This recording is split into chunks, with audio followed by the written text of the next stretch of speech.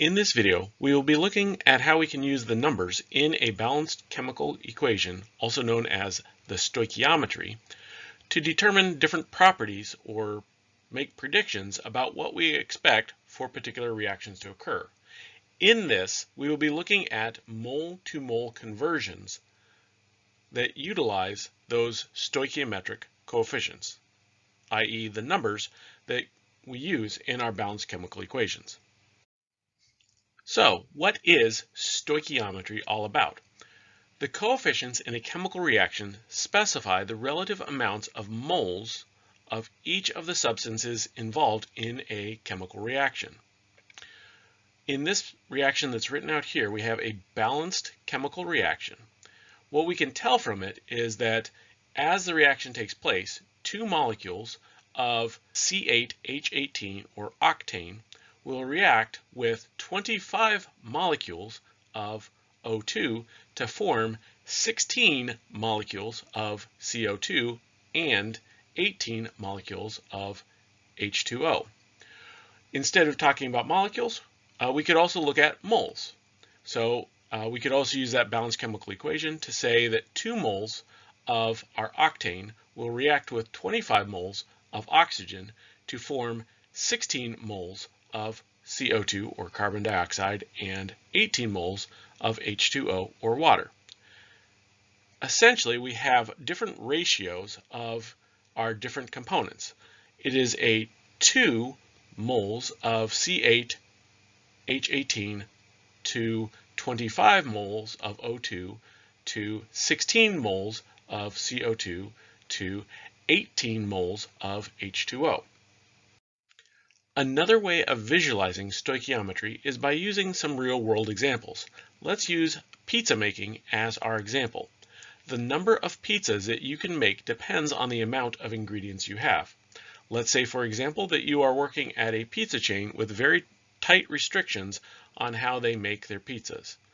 And their formulation is 1 crust combined with 5 ounces of tomato sauce and 2 cups of cheese will yield 1 pizza. So essentially the relationship can be expressed mathematically. You need 1 crust to 5 ounces of sauce to 2 cups of cheese to 1 pizza. Those are the ratios that you need of each. We can compare the amount of pizza that can be formed from, for example, 6 cups of cheese. If we have 6 cups of cheese and it takes 2 cups of cheese to make 1 pizza, we can express this mathematically. 6 cups of cheese times 1 pizza per 2 cups of cheese will yield 3 pizzas. So this tells us that if we have 6 cups of cheese, from that amount of cheese, we could theoretically make 3 total pizzas. We can do something similar for chemical reactions. In the same way the ratio was used from the pizza recipe example, the stoichiometric ratio acts as a conversion factor between the amounts in moles of a reactant to moles of a product. So if we're using this particular reaction here, we can convert from a known amount of reactants to how many products it should produce. So we can use our stoichiometric ratio of 2 moles of C6H14, which is hexane, that will produce 12 moles of CO2. We can also look at stoichiometric ratios between reactants. So a reason that we would do something like this, for example, is if we wanted to use hexane as a fuel, we would need to know how much oxygen we must provide to the reaction for it to go to completion. The stoichiometric ratio for moles of hexane to moles of oxygen is 2 to 19. We could also look at product-to-product ratios.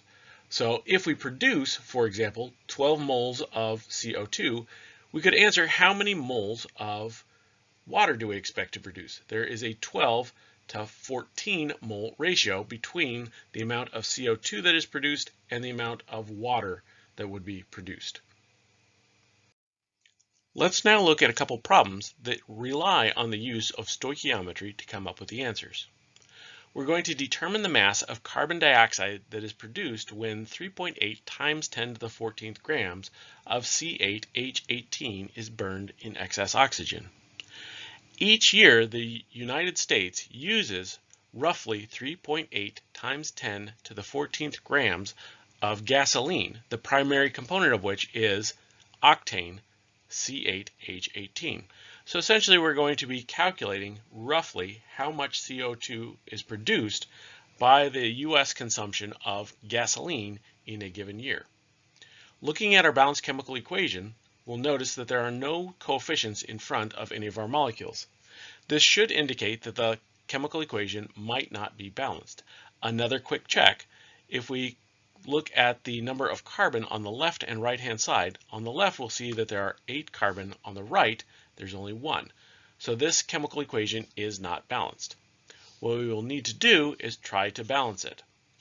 To do that, we look for the most complicated molecule, the one with the most different types of elements. We have 3 options, C8H18, CO2, or H2O. Each one of these has 2 different types of elements.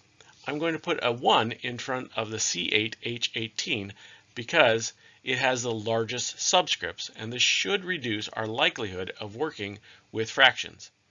So if I have a 1 in front of my C8H18, that would mean I would need 8 CO2s on the right-hand side to balance out the carbon. Again, if I have a 1 in front of my C8H18, that means I have 18 hydrogen, and to balance that out, I would need 9 waters on the right-hand side. The only thing that I have left to balance is my oxygen. We can work out the number for that coefficient by balancing the number of oxygen on the left with the right. So because we have a 2 here, 2 times whatever number we put in this spot will equal 8 times the 2 that we have here plus the number of oxygens that are in water, so that's plus 9. So 2 times n is equal to 25. If we divide both sides by 2, our 2's over here cancel out, and we see that n is equal to 25 over 2.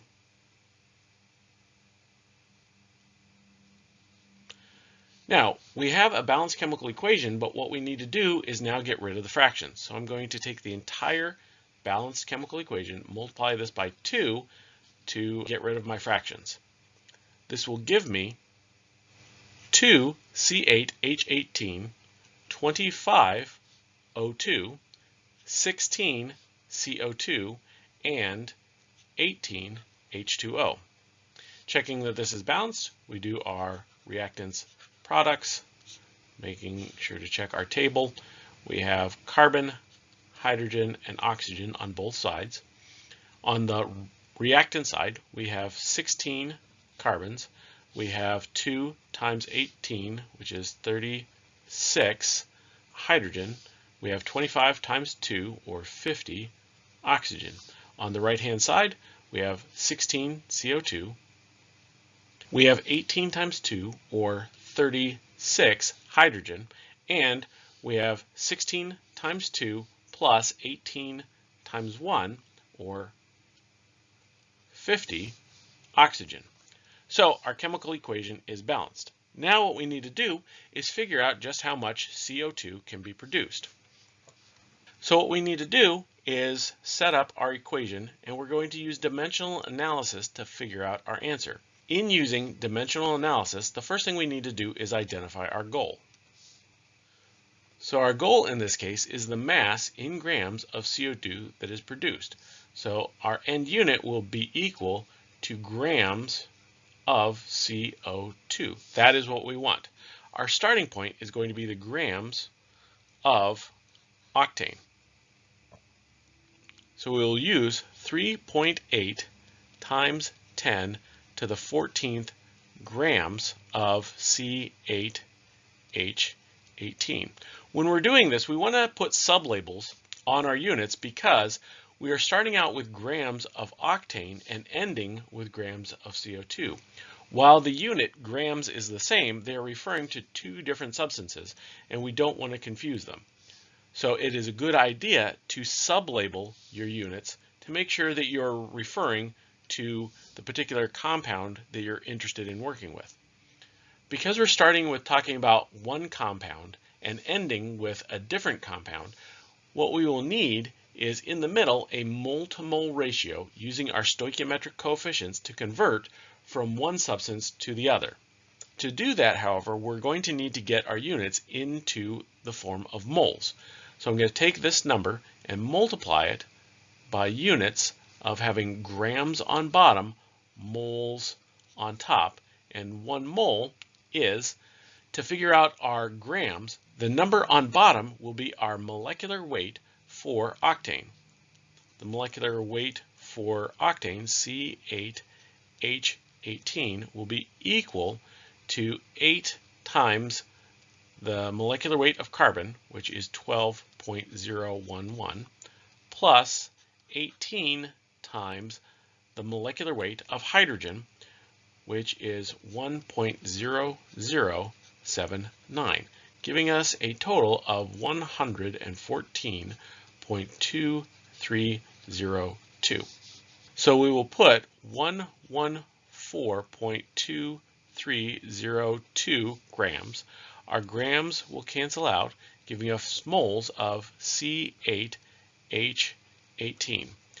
Now that we're in moles, we can use our mole-to-mole ratio from our balanced chemical equation to go from talking about one substance to another. We will convert out of moles of C8H18 and convert into moles of CO2. Using the values from our balanced chemical equation, we have a 2 for our octane and a 16 for our CO2. So next to our moles of C8H18, we'll put a 2, and next to our CO2, we'll put a 16. Our moles of octane, or C8H18, cancel out. We now need to convert from moles to grams, and so we'll use our molecular weight again to do that. This time, we want to convert into grams and out of moles. 1 mole is, and then we need to figure out our molecular weight for CO2. The molecular weight for CO2 would be equal to 1 times the molecular weight of carbon, which is 12.011, plus 2 times the molecular weight of oxygen, 15.999. This gives us a total of 44.009 grams per mole. Up here we should also have grams per mole. So we would have 44.009 up top. Our moles cancel out, and this gives us grams of CO2. Plugging this all into your calculator, our answer is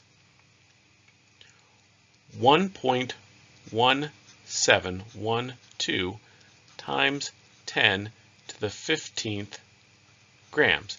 In terms of our significant figures, our first value, this one has 2, this one has more than 2. A mole-to-mole ratio does not play into your determination of significant figures because these numbers are whole numbers. So they do not come into play, and our last value has more than 2 sig figs. So that means in the end, we have 2 significant figures for our answer, and so this would come out to be 1.2 times 10 to the 15th grams. So this is our answer for this problem. We could also interpret these values in terms of grams. We could also interpret these values in terms of kilograms and tons. This value would be 1.2 times 10 to the 12th kilograms, and 1,000 kilograms is a ton, which means this is equal to 1.2 times 10 to the 9th tons of CO2.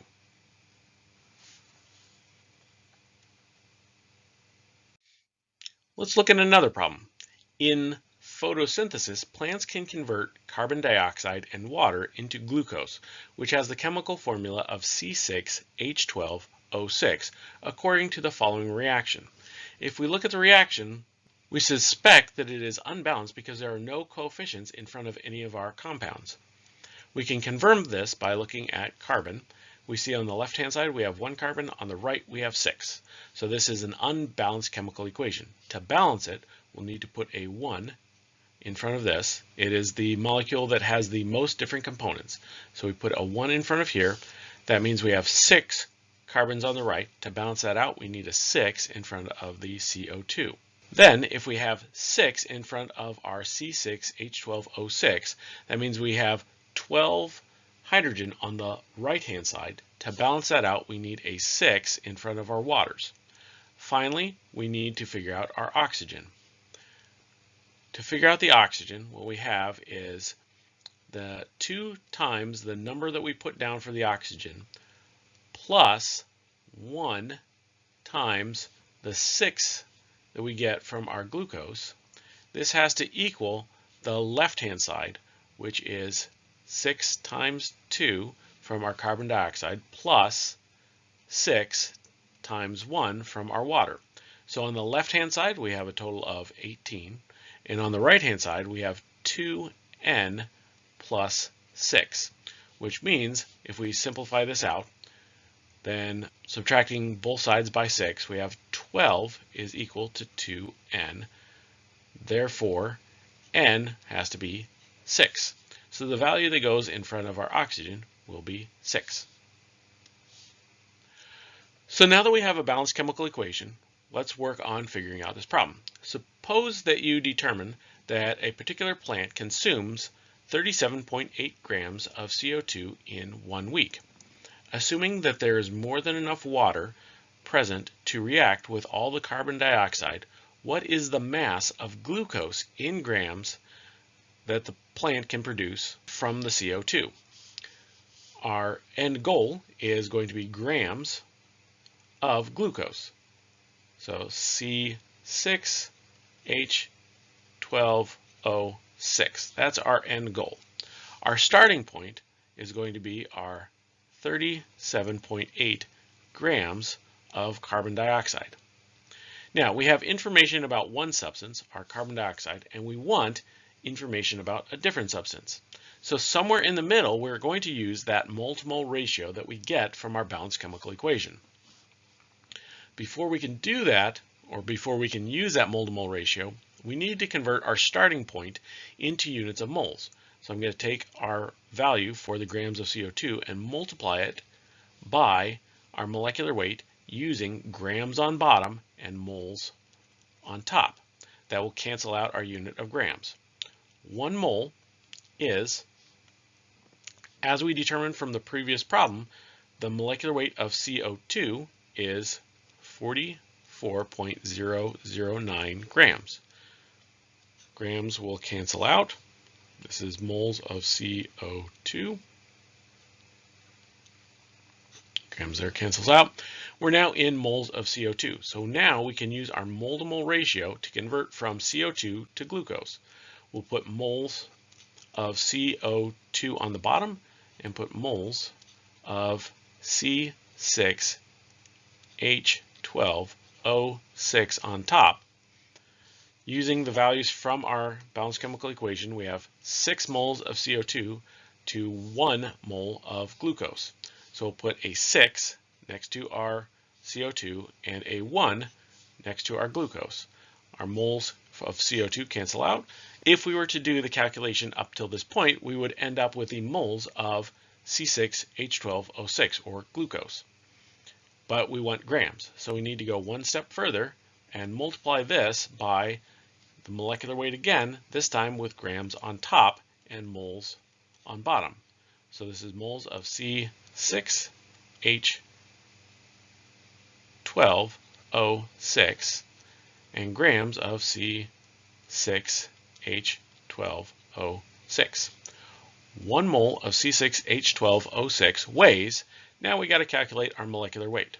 The molecular weight of C6H12O6 is equal to 6 times the molecular weight of carbon, which is 12.011, plus 12 times the molecular weight of hydrogen, which is 1.0079, plus 6 times the molecular weight of oxygen, 15.999, giving us a total of 180.15 grams per mole. So this is up top 180.15 grams. Our moles will cancel out, giving us grams of glucose. And so now we can plug this into our calculator. What we'll get is the answer will be equal to 25.789. Figuring out our significant figures, there's 3 here, there's more than 3 there. This is a mole-to-mole ratio, which does not come into play when figuring out significant figures because the numbers are whole numbers, and so they don't get used in determining significant figures. Then our last value has more than 3 significant figures. So our end answer will only have 3. So our end answer would be 25.8 grams. So that's 25.8 grams of C6H12O6.